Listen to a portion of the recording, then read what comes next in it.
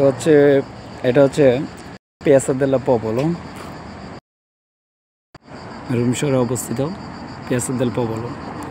অনেক সুন্দর, প্রচণ্ড রোদের তাপমাত্রা, তারপরও মানুষ এখানে আছে।